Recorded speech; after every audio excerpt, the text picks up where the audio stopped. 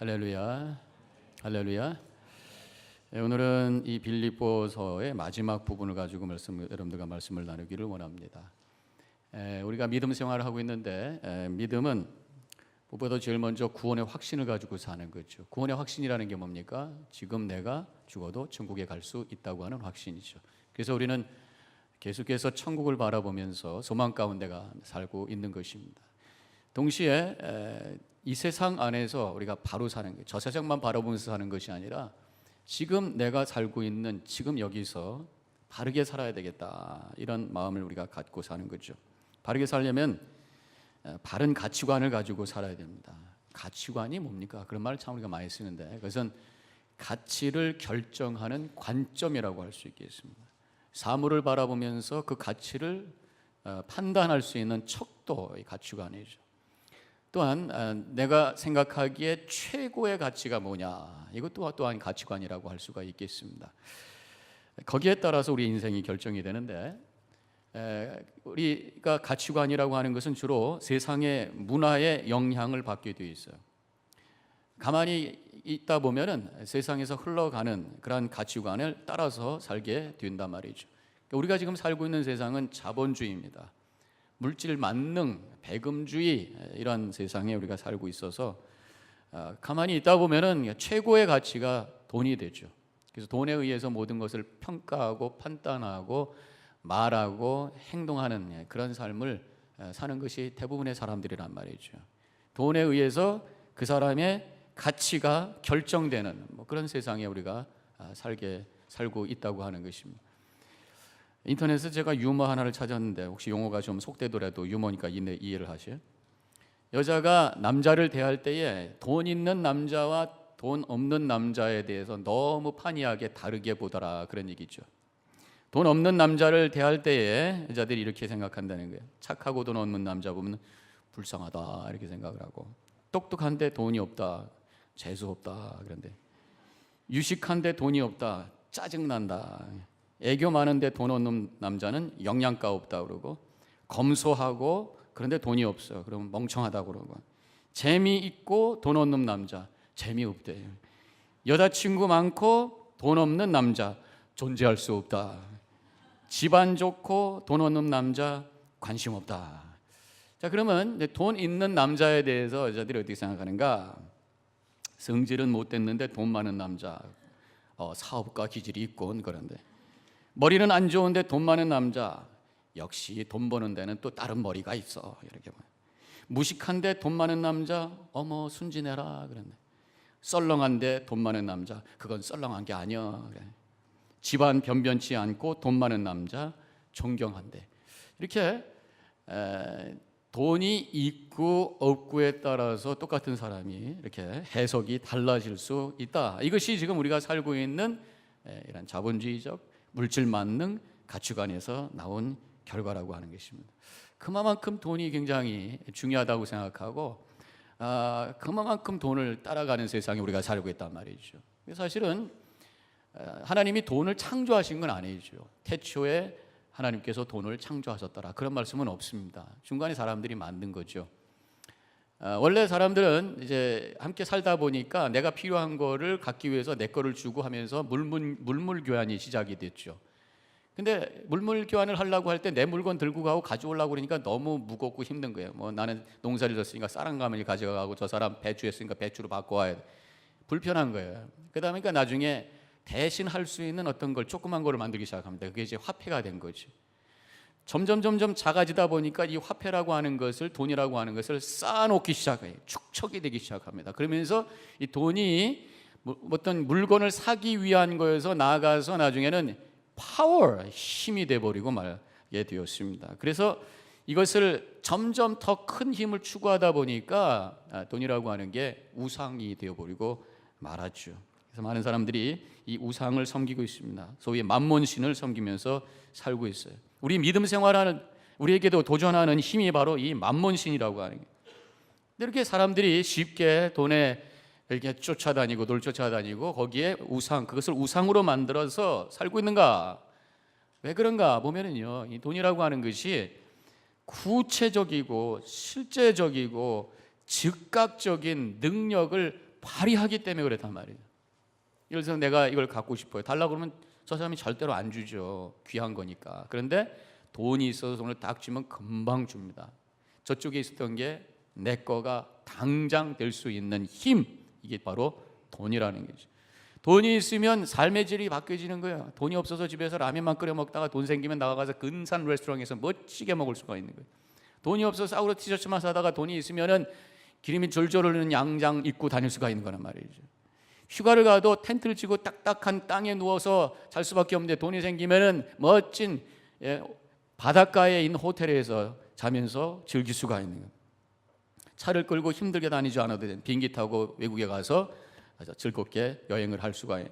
이게 돈이라고 하는 것은 갖고 싶은 거 하게 하고 하고 싶은 거 하게 하는, 당장 할 수 있도록 하는 그런 구체적인 힘이 있어서 그게 매력이라서 사람들은 그걸 그렇게 쫓아다닌다는 거죠. 근데 우리가 꼭 알아야 될 것이 이 세상은 돈으로 다 되는 것은 아니라, 돈으로 할 수 없는 것이 어떻게 보면 더 많다. 돈의 한계를 우리가 알고 있어야 된다는 것이죠. 이런 속담이 있다고 합니다. 이런 말이 있대요. 돈으로 집을 살 수 있지만 가정은 살 수 없다. 돈으로 시계는 살 수 있지만 시간은 살 수 없다. 돈으로 침대는 살 수 있어도 잠은 살 수 없다. 돈으로 책은 살 수 있어도 지식은 살 수 없다. 돈으로 의사는 살 수 있어도 건강은 살 수 없다. 돈으로 직위는 살 수 있어도 존경은 살 수 없다. 돈으로 피는 살 수 있어도 생명은 살 수 없다. 돈으로 성은 살 수 있어도 사랑은 살 수 없다. 이 말이 무슨 말씀입니까? 돈으로 할 수 없는 것이 참 많다는 것이, 또 돈이 많다고 그것이 꼭 행복은 아니다, 그런 얘기죠. 돈과의 행복과의 관계를 한번 알아볼 수 있는 뭐가 없을까 해서 제가 찾아봤어요. 그래프를 제가 한번 찾아봤습니다. 이런 그래프인데, 이건 뭐냐면은 미국 사람들의 1년 인컴에 그 인크리즈 됐던 것과 그 다음에 행복 지수의 관계를 이렇게 설명한 거예요. 1947년부터 2005년까지 1인당 1년 수익이 밑에부터 쭉 올라갑니다. 파란 색깔은 올라간 거예요. 10,000불부터 시작해가지고 30,000불 이렇게 이상으로 올라간 거예요. 근데 빨간색은 뭐냐? 그 사이에 행복감, 행복 지수, 행복을 느끼는 지수, 100이 만족이라고 한다면 35% 시작해가지고 찌끔 올라갔다가 내려갔다가 찌끔 올라갔다가 내려갔다가, 사실은 인컴은 3배가 넘었는데 결과적으로 그 행복 지수는 35에서 조금 끝에 가서 떨어지게 돼 있어요. 이 그래프를 통해서 알 수 있는 게 뭐냐? 돈과 행복은 절대로 함수 관계가 아니라 절대로 관계가 없다. 그런 것을 이 그래프를 통해서 알 수가 있다고 하는 것이에요. 오히려 돈이라고 하는 것이 거룩한 삶을 방해할 수도 있고 때로는 불행의 원인을 만들기도 한다는 것을 우리가 알아야 돼요. 그래서 물질의 한계성과 더불어 물질의 죄성, 물질이 필요 없다는 악 자체라는 건 아니지만 그런 성격이 있다는 것을, 물질의 죄성이 있다고 하는 것을 우리가 좀 알 필요가 있습니다.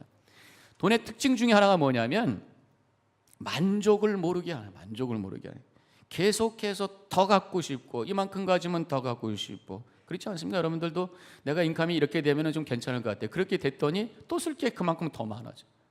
그래서 인컴을 이만큼 올리면 그 다음에 뭐 좀 다리 피고 살 것 같더니 또 모자라. 이게 바로 돈의 이상한 어떤 그런 죄성이라고 하는 것이, 끊임없이 욕심을 자극하는 것. 한때 미국의 최대 거부였던 락펠러가 기자가 이렇게 질문하는데 대답을 했는데요. 뭐라고 질문했는가 하면은, 사람이 행복해지려면, 돈이 이제 많았으니까 그 사람이, 당신이 지금 돈을 굉장히 많이 갖고 있는데 당신 생각에는 사람이 정말 이 정도면 행복하다라고 하는 그 양이 얼만큼 있으면, 돈이 얼만큼 있으면 그런 느낌을 갖겠습니까? 라고 질문하니까 그분의 대답이 지금 내가 갖고 있는 것보다 조금만 더 그랬다는 거예요. 조금만 더, 조금만 더. 그게 끊임없이 추구하는 것이 바로 이 돈이 우리를 그렇게 만들고 있다고 하는 것입니다. 이렇게 늘 부족함을 느끼게 하는 이상한 힘, 그래서 거기에 우리가 묶여서 살게 된다. 그렇기 때문에 돈으로 내가 행복해지겠다라고 생각하는 그런 사람은 결국은 늘 불만족하게 되어 있다는 거예요. 결국은 행복하지 않게 되어 있다고 하는 거예요. 왜? 절대로 만족을 주지 않기 때문에 그렇다는 것이죠.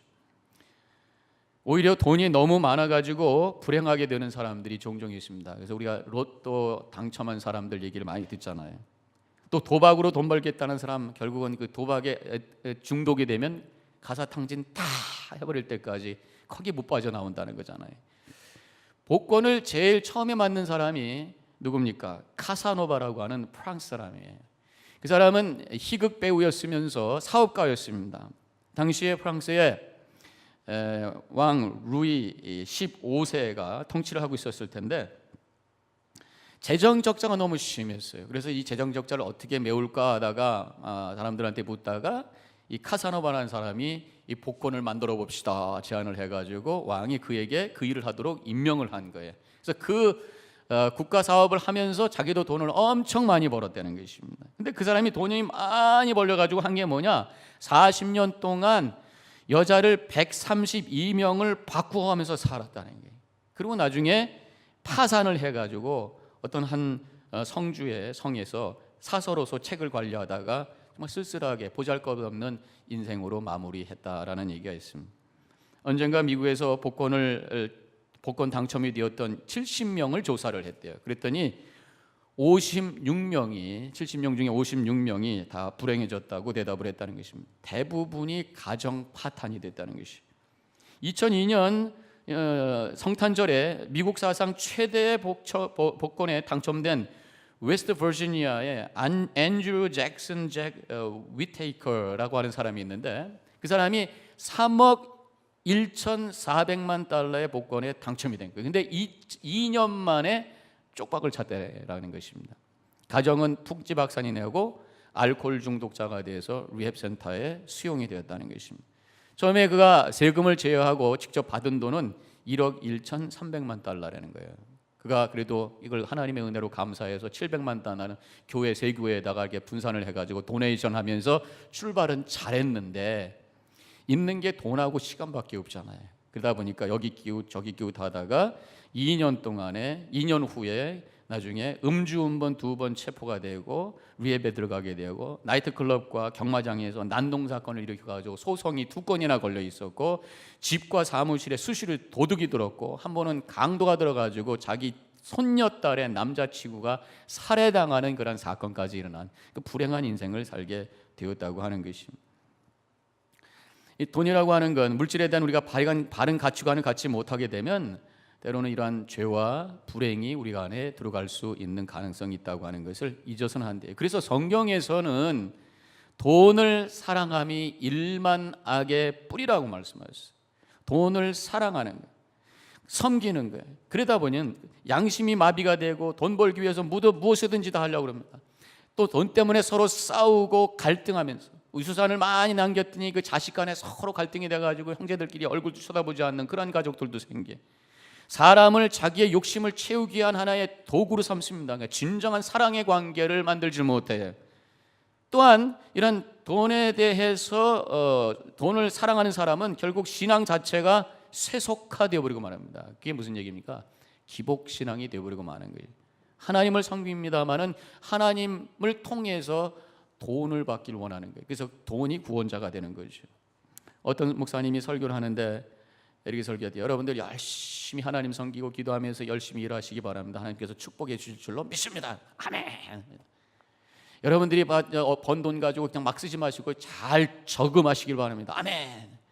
큰 돈이 되면 여러분들만 쓰지 마시고 하나님의 영광을 위해서 바치시기 바랍니다. 조용. 이것도 유머인데 어떤 교회에 교인들이 다 욕심쟁이들만 모여있는 돈 욕심만 있는 교인들이 모여있더라는 거예요. 근데 이제 헌금 시간이 돼서 금 미끼로 돼 있는 금 도금으로 돼 있는 그 플레이트를 쫙 돌린 거예요. 그러니까 조금 있다가 지폐도 올라오고 동전도 올라오는데 이렇게 쌓였다가 계속 돌수록 또 빠져나가 하나씩 빠져나가지고 저 끝에 갔더니 텅 빈 플레이트가 된 거예요. 그래도 갖고 올라왔어요. 그래서 목사님이 받아가지고 기도를 하는데 뭐라고 기도하셨을 것 같아? 생각해 보세요. 하나님, 이 쟁반이 제단에 별탈 없이 무사히 돌아가게 해주심을 감사합니다. 농담입니다만은 우리 믿는 사람들은 적어도 이 재물과 돈에 대한 바른 가치를 가지고 살아야 돼. 세상 사람들과 가치는 알아야 돼. 좀 달라야 돼. 돈이 악한 것이고 필요 없다는 것은 아닙니다. 그것이 적어도 섬김의 대상이 아니고 그것이 나의 우상이 돼서는 안 되고 바른 가치를 가지고 살아야 된다.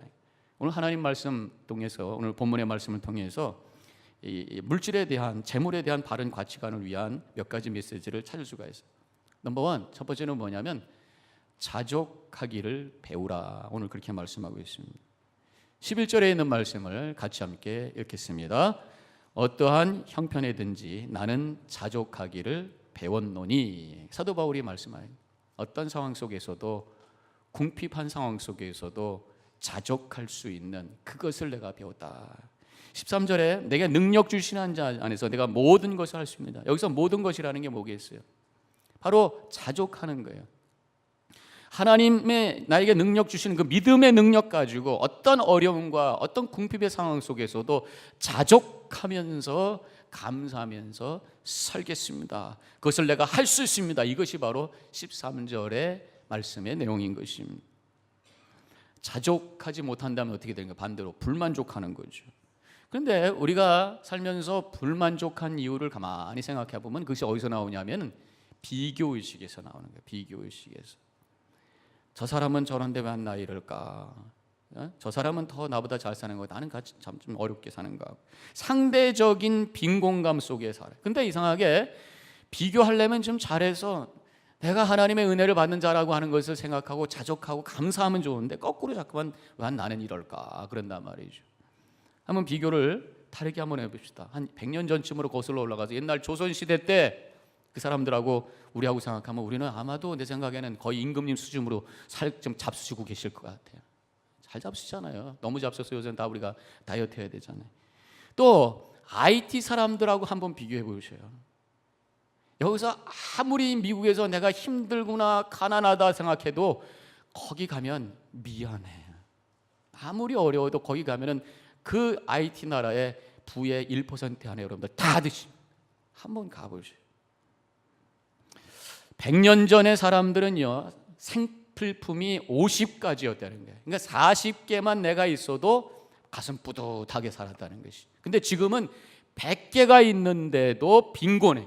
왜? 지금 시대에는 200개가 필요하다는 거예요. 그런데 비교를 옛날하고 한번 생각해 보자고요. 50개만 가져도 충분했던 그때 생각하면 내가 지금 100을 가졌다면 얼마나 내가 많은 것을 받은 사람이에요. 그런 식으로 우리가 생각을 해야 되는데 자꾸만 비교의식을 다르게 하는 바람에 우리는 상대적으로 늘 나는 부족하다 하면서 불만족 속에 살고 있다는 것입니다. 우리 믿는 사람들은 절대 기준으로 생각을 해봐야 돼. 이 땅에 올 때 우리는 아무것도 안 가져왔어요. 벌구덩이로 나왔어요. 근데 지금 우리가 벗고 있습니까? 옷이 있잖아요. 내가 갈 곳이 없어요. 집이 있잖아요. 내가 먹을 것이 없습니까? 여러분도 아침 다 식사하고 오셨잖아요. 그러면 우리가 감사하고 자족할 수 있어야 된다는 것입니다. 네잎클로바를 찾으면 행운이 온다고 그러잖아요. 그래서 열심히 찾는데 저는 그런 생각해 봅니다. 네잎클로바가 행운이라고 한다면 세잎클로바, 흔해 빠진 세잎클로바는 행복이 아니겠는가? 우리는 너무 행운을 찾아요. 행운을 찾는 것보다 이미 나에게 주어진 것 속에서 행복을 찾는 이것이 바로 믿음의 삶인 줄로 믿으시기를 바랍니다. 벤자민 프랭클린이라는 분이 이렇게 얘기했대요. 만족은 가난한 사람을 부자로 만들고 불만족은 부자를 가난하게 만든다. 가난과 부자가 더 이상 어떤 내가 손에 뭘 갖고 있느냐 이것에 따라서 결정되는 것이 아니라 내 마음속에 만족하냐 아니냐에 따라서 가난과 또 부자가 결정이 되는 거란 말이죠. 행복과 불행이라고 하는 것은 결국은 주어지는 것이 아니라 내가 선택하는 거라고 하는 것을 우리는 잊어서는 안 됩니다. 어떻게 하면 그러면 행복할 수 있을까요? 아까도 말씀드렸던 것처럼 일단은 비교의식을 내려놓으셔야 돼요. 비교의식을 내려놓기 위해서는 우리의 초점이 하나님께로 향해야 되는 줄로 믿습니다. 그래서 하나님께서 나에게 주신 것이 얼마나 많으냐 고백할 수 있어요. 또한 나의 초점이 거룩한 삶의 목적으로 고정되어 있어야 돼요. 인생을 분명한 목적을 가지고 열정을 가지고 거룩한 목적을 향해서 뛰어가는 사람은 다른 사람하고 비교하면서 나는 왜 그럴까 그러지 않습니다. 주어진 것 가지고 최선을 다해서 기쁨으로 감사하면서 살게 되어 있는 거예요. 또 행복이라고 하는 것은 존재에서 오는 것이지 소유에서 오는 것이 아니라고 하는 것을 우리 기억을 하셔야 돼요. 그 얘기는 뭡니까? 행복이라고 하는 것이 바깥에서 오는 것이 아니라 내 마음이라는 거예요. 내 마음에 무엇을 담고 있느냐? 내 마음에 평화가 있느냐? 내 마음에 감사가 있느냐? 내 영혼 깊은 속에 하나님과의 깊은 영적인 교제가 있다면 그때 진정한 행복이 온다고 하는 것입니다. 또 행복이라고 하는 것은 관계에서 오는 것이지 재물에서 오는 것이 아니라고 하는 것을 기억하세요. 아무리 좋은 것이 있어도 미움과 분노 속에 살고 있다면 그 사람은 불행한 거예요. 잠언서 17장 1절에서 이런 말씀이 나옵니다. 마른 떡 한 조각만 있고도 화목하는 것이 제육이 집에 가득하고 다투는 것보다 나으니라. 바로 이 말씀이 재물보다 관계가 더 중요하다. 아무리 어려워도요, 가족들이 똘똘 뭉쳐서 서로 사랑하면 거기서 행복이 일어나는 거예요. 아무리 집이 으리으리하고 서로 아무리 소리 질러도 만날 수 없어서 집에서 셀폰으로 만나는 그런 집에 살고 있어도 서로 갈등하고 살고 있다면 거기는 지옥이 되는 거잖아요. 재물보다 관계가 더 중요한 거예요. 여러분들의 가족이 행복하시고 사랑으로 넘치고 성도들 사이에 아름다운 사랑을 나누며 행복하게 살아가시길 주님의 이름으로 간절히 축원합니다. 두 번째로는 오늘 말씀에서 의미 있는 일을 위해 재물을 사용하라는 것이죠. 재물에 대한 새로운 가치관 갖기 위해서는 물질의 가치보다 더 큰 가치가 있다고 하는 것을 기억하라는 거예요. 성경적으로 최고의 가치가 뭡니까? 여러분들 생각해봐요. 성경에서 우리에게 얘기하는 최고의 가치가 뭐예요? 바로 그것은 사랑입니다. 사랑. 그래서 이웃을 사랑하기 위해서 그 재물을 쓴다면 물질을 가치 있게 사용하는 그런 삶을 사는 것이죠. 빌립보서 4장 14절 16절에 이런 말씀이 나와요. 그러나 너희가 내 괴로움에 함께 참여했으니 잘하였도다. 16절에 데살로니가에 있을 때에도 너희가 한 번뿐 아니라 두 번이나 나의 쓸 것을 보내었도다. 빌립보 교인들이 사도 바울에게 이렇게 도와줬다 그런 얘기죠. 여러 가지 사랑의 나눔을 했다라는 것입니다. 그것을 감사하고 있는 그런 말씀입니다. 남을 돕는다라고 하는 것이 결코 돈이 남아서 하는 것이 아니더라고요. 그것이 가치 있는 일이라고 믿는 사람들이 하는 것, 많고 적고를 떠나서 그것이 가치 있고 귀한 일이라고 하는 것, 이것을 알 때에 다른 사람을 향해 기꺼이 그 물질을 나누는 것을 보게 됩니다. 저희 교회에 그런 분들이 참 많이 계신 것 같아요. 귀한 일을 위해서 정말 하나님께 드리는 그런 마음들을, 그런 소중한 분들이 참 많이 계세요. 2년 전에 필리핀에 우리가 지원하고 있는 선교사님, 홍성욱 선교사님 아시죠? 그분이 한번 저한테 연락을 하셔서 거기에 눈이 안 보이는 부부가 계시는데 그분이 신부전증에 걸리셔갖고 남편이 이제 죽을 날만 기다리고 있는 거예요. 돈이 없으니까 치료도 못하고. 그 이야기를 저한테 연락을 해주셔서 제가 담임 목사 코너에다 올려놨었잖아요. 제가 그냥 기도만 해주세요 그렇게 말씀을 드렸는데 몇 분이 헌금을 해주셔서 필리핀에 보낼 수가 있었습니다. 그 가족들에게 큰 희망이 되었어요. 또 작년 봄에는 그 필리핀 빈민촌에 화재가 나가지고 수십 가구가 한순간에 다 불타가지고 없어졌잖아요. 그래가지고 한 20가정은 갈 데가 없어서 교회 와서 그냥 먹고 자고 하는 그런 상황 속에 있을 때 제가 그 이야기를 또 담임 목사 코너에다 올렸을 때 많은 분들이 헌금하셔서 8,000불을 보냈잖아요. 얼마나 감사한지. 그것이 그들에게 큰 위로가 됐을 겁니다. 지금 그 화재민들을 위해서 필리핀에서는 그 지역에 다시 그분을 위한 집을 한국의 많은 교회들이 동참을 해가지고 하고 있는데 저희 교회에서도 그 3년 동안 한국 음식 문화 축제 했던 그 중에 펀드의 일부를 거기다가 지금 보냈어요. 여러분들의 그 재물이 이렇게 귀한 곳으로 쓰여지고 있다고 하는 것이 얼마나 감사한지 그러한 고백을 우리가 할 수 있어야 됩니다.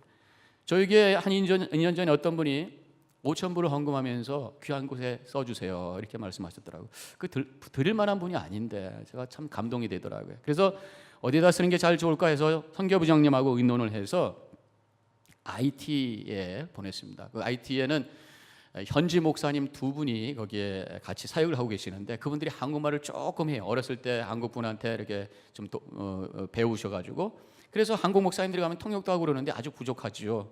근데 이제 그 선교사님께서 앞으로 그 선교지에 계속 있을 것 같지가 않으시니까 그 다음에 누가 거기를 테이크오버 할까? 근데 거기 위험해가지고 누가 가서 살려고는 할 것 같지가 않으니까 현지 목사님들을 잘 키워서 한국 목사님들하고 커넥션이 되게 해서 계속 그 사역을 하는 게 좋겠다 해서 거기 있는 목사님 2사람을 한국에 보내서 한국말도 공부시키고 또 한국 교회도 방문하게 하고 이렇게 훈련하면 좋겠다, 이런 아이디어를 갖고 계셔서 그 전부를 튜션으로 드렸어요. 그래서 지난 12월에 가서 공부를 한국에서 해서 이번 다음 주에 돌아오신다고 그러는데, 저한테 카톡으로 그분이 썼던 뭐 일기 그런 걸 저한테 보냈습니다.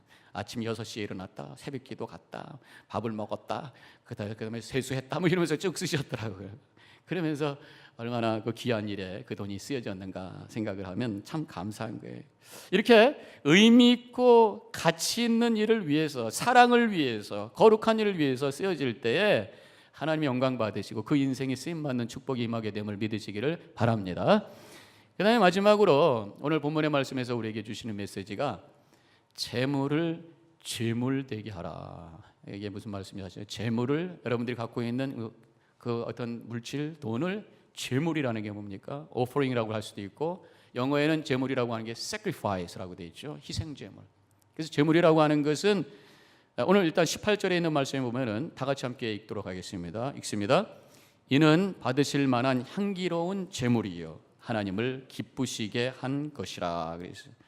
하나님을 향해 올려드리는 재물, 하나님을 기쁘게 하는 재물로 우리 물질이 쓰여지는 것이 주님의 뜻이라는 거예요. 그것이 바로 물질을 잘 쓰는, 가치 있는 삶을 사는 거라는 것이죠.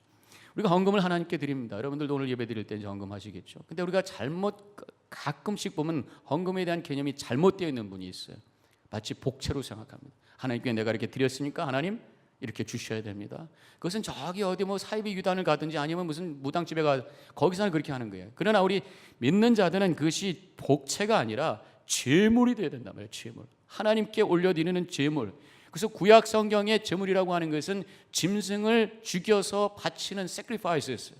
피를 내고 각을 떠서 제단에 올려서 태워서 하나님께 올려드리는 이 희생 제물을 드렸던 것이 구약 시대의 제물이에요. 그렇기 때문에 우리가 하나님께 드려지는 이 제물은 바로 거기에 희생이 있어야 돼요. 그냥 있어도 상관없고 없어도 괜찮은 그런 것을 드리는 것이 아니라 나의 삶의 한 부분을 주님 앞에 올려드리는 sacrifice, 이것이 바로 하나님께 올려드리는 제물이라는 거죠. 헌금이 되어야 된다는 것입니다. 또한 이 제물은 은혜를 위한 것입니다. 구약시대에 왜 희생제물을 드렸는가? 자신의 죄값을 드린 거예요. 내가 이렇게 죄인입니다. 그래서 이것을 대신 받으시고 나의 죄를 사해 주옵소서, 하나님 은혜 주옵소서, 그래서 올려드렸던 것이 제물입니다. 근데 지금 우리 시대에는 그런 제물의 개념은 필요 없어요. 왜? 진정한 제물 되시는 예수님께서 십자가에서 바로 희생양으로 돌아가셨기 때문에, 그 믿는 모든 자들에게 죄를 사해 주셨기 때문에 그런 의미는 사라졌어요. 그러나 이제 그 제물을 통해서, 진정한 제물 되시는 예수 그리스도 통해서 우리에게 주신 은혜를 감사하는 마음으로 올려드리는 것이 바로 헌금이라고 하는 것이죠. 이런 마음으로 드릴 때 하나님께서 받으시는 제물이 될 수가 있다고 하는 것입니다. 우리가 오늘 이 말씀을 통해서 정리한다면 물질에 대한 분명한 신앙적인 가치를 가지고 살아야 되는 거예요. 먼저 나에게 주신 모든 것을 자족하면서 감사하는 마음을 가져야 될 것이고, 더 나아가서 내가 가지고 있는, 내가 번 이 물질을 통해서 사랑의 가치가 흘러가고 하나님께 올려드리는 제물에 대해서 영적인 가치가 흘러가는 그런 삶을 살 때에 바로 그것이 하나님 기뻐하시는 삶이고 복된 삶이 되는 줄로 믿으시기를 바랍니다. 우리 교회 모든 성도님들, 물질에 대한 분명한 신앙적인 가치관을 가지고 잘 사용하셔서 하나님께 영광 돌리시고 우리에게는 큰 기쁨과 은혜가 넘치고 보람이 넘치는 복된 삶을 살아가시기를 주님의 이름으로 간절히 축원합니다. 기도하십시다.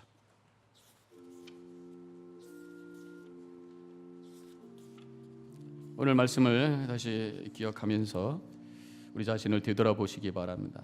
나의 행복과 불행이 재물이 있고 없음에 달려있다고 우리가 생각한다면 내가 재물을 섬기고 있는 그러한 증거라고 생각할 수가 있습니다. 재물은 도구이지 목적이 아닙니다. 먼저 하나님께서 나에게 주신 것, 그것이 어떻든 감사하시기 바랍니다. 그리고 그것이 많고 적건 간에 가치 있는 일에, 거룩한 일에 사용될 수 있도록 결단하시기 바랍니다. 재물보다 더 가치 있는 것, 사랑을 향해 살아가는 삶이 가장 복되고 아름다운 것임을 기억하시기 바랍니다. 잠깐 묵상하겠습니다.